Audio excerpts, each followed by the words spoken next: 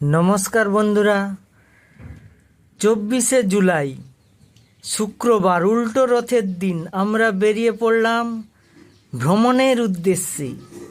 Mandarmani two Digha, মাঝে শঙ্করপুর ছিল। স্ত্রী,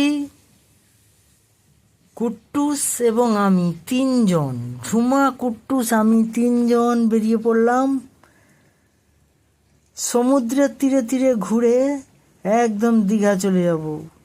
প্রথমে চলে গেছিলাম শৌলিয়া ব্রিজ দিয়ে মন্দারমণি, তারপরে সেখান থেকে শঙ্করপুর হয়ে চলে গেলাম দীঘা। প্রথমে ওল্ড দীঘা, তারপরে নিউ দীঘা।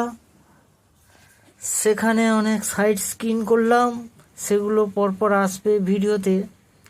প্রথমে একটা ভিডিও দিচ্ছি, এটা আপনাদের পরিচিতি করার জন্য। তারপরে আমরা সমুদ্রের তীরটা বাইক নিয়ে ঘুরেছি। এটা সম্ভব হয়েছে, বাড়ি থেকে বাইক নিয়ে গেছি, এর জন্য অনেকটা পথ, প্রায় 60 কিলোমিটার রান করে শৌলিয়া দিয়ে একদম মন্দারমণি দিয়ে চলে গেছি দীঘা। সেখানে সমুদ্রের তীর দেখে কিছু খাওয়া দাওয়া করার পরে চলে গেছিলাম জগন্নাথ ধাম দেখার উদ্দেশ্যে। সেই জগন্নাথ ধামে ভিড় দেখো, আজকে উল্টো রথে প্রচুর ভিড় হয়েছে, প্রচুর সিকিউরিটি চেক। সেখানে সব জিনিসপত্র জমা দিতে হলো, ব্যাগ ট্যাগ, হেলমেট। তারপরে আমরা ঢুকে গেলাম মন্দির চত্বরে। এই মন্দির অসাধারণ, কি সুন্দর, অপূর্ব, ভাষায় প্রকাশ করা যাবে না। এর আগে গেছিলাম অবশ্য, কিন্তু সেটা দেখাতে পারিনি, ক্যামেরা ভালো ছিল না।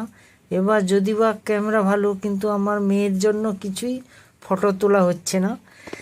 সে তাকে দৌড় করাতে করাতে আমার সময় চলে যাচ্ছে, তাকে সামলানো যাচ্ছে না, সে ভিড়ের মধ্যে ছুটে গিয়ে হারিয়ে যাচ্ছে।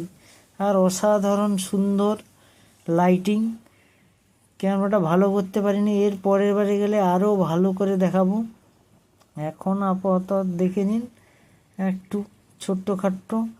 এইখানে এই ভিডিওটা শেষ হচ্ছে, পরবর্তী আবার নেক্সট ভিডিও আসবে, আপনারা দেখতে থাকুন, চোখ রাখুন। নমস্কার।